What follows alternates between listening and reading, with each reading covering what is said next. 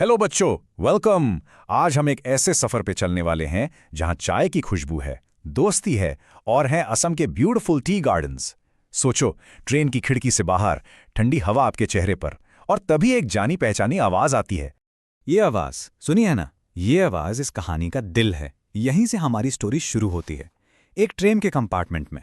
एक ऐसा सफर जो हमें सिर्फ असम नहीं बल्कि चाय के इतिहास में भी ले जाएगा। तो चलिए, इस सेक्शन में हम स्टोरी की फाउंडेशन सेट करेंगे। हम सेटिंग को समझेंगे, अपने कैरेक्टर्स से मिलेंगे और उस एटमॉस्फेयर को फील करेंगे जिसमें ये पूरी कहानी अनफोल्ड होती है।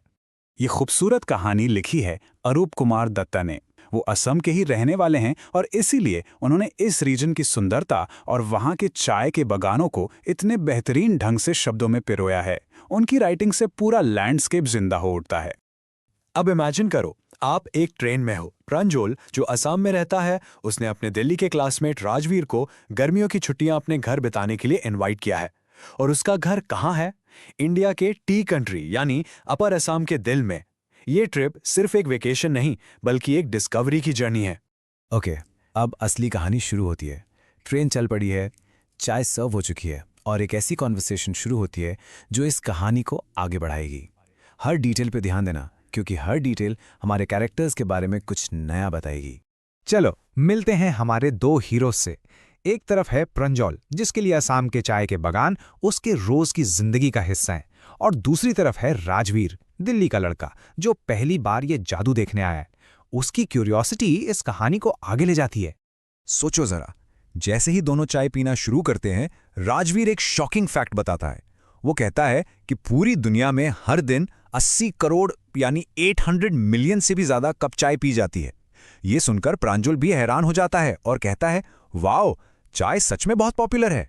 जैसे जैसे ट्रेन आगे बढ़ती है, धान के खेत पीछे छूट जाते हैं और शुरू होता है चाय की झाड़ियों का एक समुंदर। जहां तक नजर जाती है बस हरियाली ही हरियाली। राजवीर तो बस देखता ही रह जाता है। और उन झाड़ियों के बीच उसे डॉल लाइक फिगर्स दिखते हैं, चाय तोड़ने वाले लोग। और अब कहानी में एक बहुत पावरफुल मोमेंट आता है। सीन एक ही है, ट्रेन की खिड़की से दिखने वाला नज़ारा, लेकिन इससे देखने के दो बिल्कुल अलग नज़ीरे हैं। ये कॉन्ट्रास्ट हमारे कैरेक्टर्स के बारे में बहुत कुछ बताता है। देखो इस फर्क को। जब राजवीर बाहर के नज़ारे में पूरी तरह खोया हुआ है, तब प्रांजल क्या कर रहा है? वो एक डिटेक्टिव नॉवल पढ़ने में बिजी है।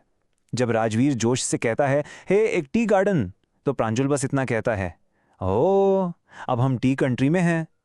ये तो वही बात हुई ना, घर की मुर्गी दाल बराबर। जो चीज़ हम रोज देखते हैं उसकी कीमत कम हो जाती है। लेकिन राजवीर सिर्फ एक ऑब्जर्वर नहीं है, उसने अपनी रिसर्च भी की है। वो प्रांजल को बताता है कि चाय की डिस्कवरी की कोई एक पक्की कहानी तो नहीं है, पर उससे जुड़ी कुछ बहुत ही इंटरेस्टिंग लेजेंड्स हैं। और फिर वो उसे दो कहानियां सुनाता है। पहली कहानी है एक चाइनीज राजा की जो हमेशा पानी उबाल कर पीता था। एक दिन पास की टहनी से कुछ पत्तियां उसके उबलते पानी में गिर गई और उस पानी का टेस्ट बहुत ही डिलीशियस हो गया। वो ऑफ कोर्स चाय की पत्तियां थी। दूसरी कहानी एक इंडियन बुद्धिस्ट मंक बोधिधर्मा की है। मेडिटेशन के वक्त नींद आने से परेशान होकर उन्होंने अपनी पलकें काट दी। उन पलकों से 10 चाय के पौधे उग गए, जिनकी पत्तियों को गर्म पानी में डालने से नींद गायब हो जाती थी। राजवीर का नॉलेज देखो। वो आगे बताता है कि चाय सबसे पहले चाइना में पी गई थी, लगभग 2700 बीसी में। यहां तक कि जो हम वर्ड्स यूज करते हैं, चाय और चीनी, ये भी चाइनीज लैंग्वेज से आए हैं। और जब 16th सेंचुरी में चाय यूरोप पहुंची तो लोग उसे पीने से ज्यादा दवाई की तरह इस्तेमाल करते थे। फाइनली ट्रेन मारियानी जंक्शन पर आकर रुकती है। प्रांजल के पेरेंट्स मिस्टर और मिसेस बरुआ उन्हें लेने आए हैं। वहां से वो धेकियाबारी टी एस्टेट के लिए निकलते हैं, जहां प्रांजल के पापा मैनेजर हैं। अब राजवीर को चाय के बागान और भी करीब से देखने का मौका मिलेगा। और यहां आता है स्टोरी का क्लाइमैक्स। जब वो गाड़ी से जा रहे होते हैं, राजवीर बागानों को देखकर मिस्टर बरुआ से पूछता है, ये सेकंड फ्लश या स्प्राउटिंग पीरियड है ना? ये मई से जुलाई तक चलता है और इसमें सबसे बेस्ट चाय मिलती है। ये स्पेसिफिक नॉलेज सुनकर प्रंजोल के पापा बहुत इंप्रेस हो जाते हैं और कहते हैं, तुमने तो आने से पहले काफी होमवर्क किया है। क्रूशियल पॉइंट ये है कि राजवीर की डिटेल रिसर्च एक इंडस्ट्री एक्सपर्ट को भी इंप्रेस कर दिया। चलो बच्चों, अब फुल फोकस। हमने कहानी तो समझ ली, अब कुछ ऐसी चीजें देखते हैं जो आपके मार्क्स के लिए सबसे इंपॉर्टेंट हैं। जल्दी से दोनों कैरेक्टर्स को कंपेयर करते हैं। राजवीर इंटेलिजेंट है, ऑब्जर्वेंट है और बहुत क्यूरियस है। वो पूरी तैयारी के साथ आया है, आप उसे एक एक्सप्लोरर कह सकते हैं। वहीं प्रांजोल नॉलेज रखता है, वेलकमिंग है, लेकिन अपने आसपास की चीज़ों को लेकर उतना एक्साइटेड नहीं है। उनके पर्सपेक्टिव्स का ये डिफरेंस ही एक सेंट्रल थीम है। ये क्वेश्चन बहुत कॉमन है। इसका आंसर बिल्कुल सिंपल है और इससे स्टोरी की मेन थीम परसेप्शन हाईलाइट होती है। प्रांजल राजवीर की तरह एक्साइटेड क्यों नहीं था? बस ये पॉइंट्स लिख दोगे, फुल मार्क्स पक्के। राजवीर के लिए ये एक्सपीरियंस नया और शानदार था, जबकि प्रांजल के लिए ये एक फेमिलियर रोज का नज़ारा था। ये हमें याद दिलाता है कि नयापन हमारे देखने के नज़रिए को कैसे बदल देता है।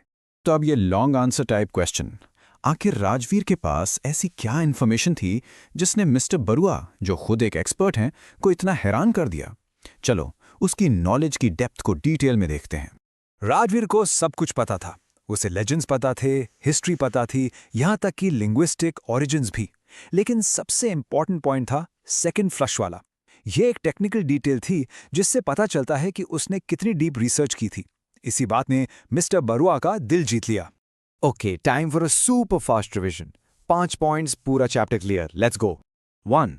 सेटिंग, असम की एक train journey. 2. Characters, curious Rajveer और लोकल प्रांजोल। 3. डिस्कवरी, चाय की खोज की 2 लेजेंड्स।